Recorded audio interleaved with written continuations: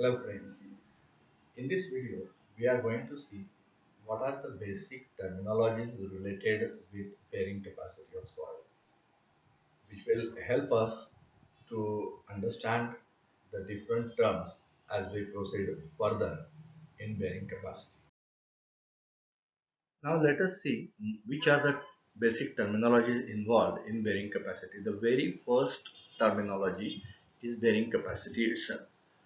So it is the supporting power of the soil or the rock below the foundation to carry the load of the structure. Then if we consider original ground level and if the proposed depth of the foundation is D, then at the depth of the foundation level, that is where the foundation is going to rest, at that particular level the soil has the tendency or habit carry the load of the soil itself above this level, which is called as original overburden pressure, which is represented by Q0, and we can calculate it by multiplying unit weight of soil, which is in kilonewton per meter cube, multiplied by depth of foundation or this depth in meters. So kilonewton per meter cube into meter is Q0 has therefore the unit of kilonewton per meter square, and which is known as original overburden pressure, which is represented by Q0.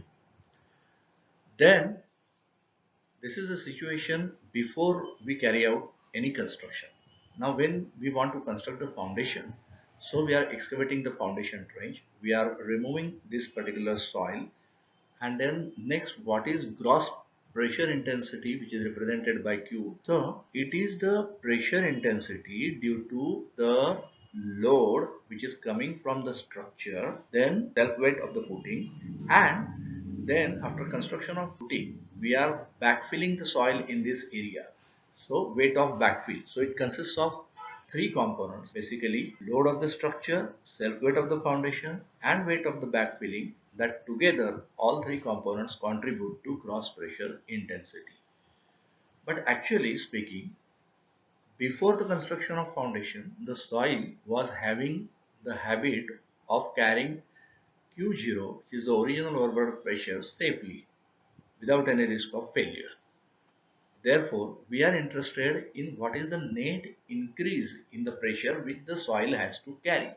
And therefore, this net pressure intensity Qn is given by original intensity, that is gross pressure intensity after the construction, which contributes to load of structure, self weight of foundation and backfill, minus the original overburden pressure. If we subtract from this, then this is the net increase in the pressure intensity on the soil which actually soil has to carry, because earlier soil was carrying anyway Q0, original overburden pressure, and that's why if we subtract that much, then we get the net increase in the pressure intensity, which is represented by Qn. Then ultimate bearing capacity. There are two terms, ultimate bearing capacity and net ultimate bearing capacity. So ultimate bearing capacity is the minimum pressure intensity which the soil can carry without shear failure. Okay, so without getting cracked due to the shear failure, if the soil is carrying the load, then just before the failure, whatever is the pressure intensity, that pressure intensity is the ultimate load or ultimate pressure intensity which the soil can carry, and that is what is known as ultimate bearing capacity of soil. But please remember that this ultimate bearing capacity of soil is in terms of gross pressure intensity, and therefore we are again interested in knowing the net ultimate bearing capacity, which is due to the net pressure intensity. So we calculate net ultimate bearing capacity QNF, F for final or ultimate. QNF is equal to QF ultimate bearing capacity minus gamma D.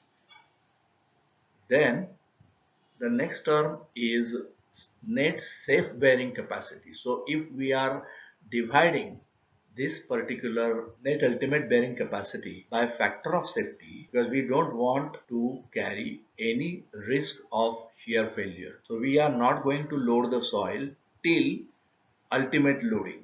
So without the risk means we need to apply some factor of safety, and if we apply that, on net ultimate bearing capacity. The net ultimate bearing capacity divided by factor of safety gives us net safe bearing capacity. So it is the net pressure intensity. Then safe bearing capacity SBC, which is popularly known as is safe bearing capacity, which is given by this net safe bearing capacity plus gamma D. But actually speaking, sometimes what happens, soil may not fail due to shear failure, but there can be excessive settlements which are detrimental to the structure, and cracks can be caused due to such kind of excessive settlements. So we don't want excessive settlements also, and therefore actually the pressure intensity which the soil can carry without the risk of shear failure and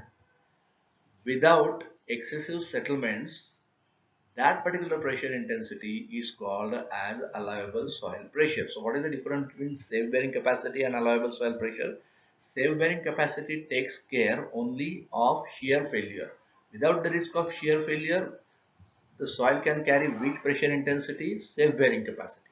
But when the soil should not fail by shear nor by excessive settlement, when both the settlement and shear failure criteria are considered, then that particular pressure intensity where we don't have the risk of shear failure also and settlements also, that particular pressure intensity is called as allowable bearing pressure, and actually the structures are to be designed for allowable bearing pressure QA.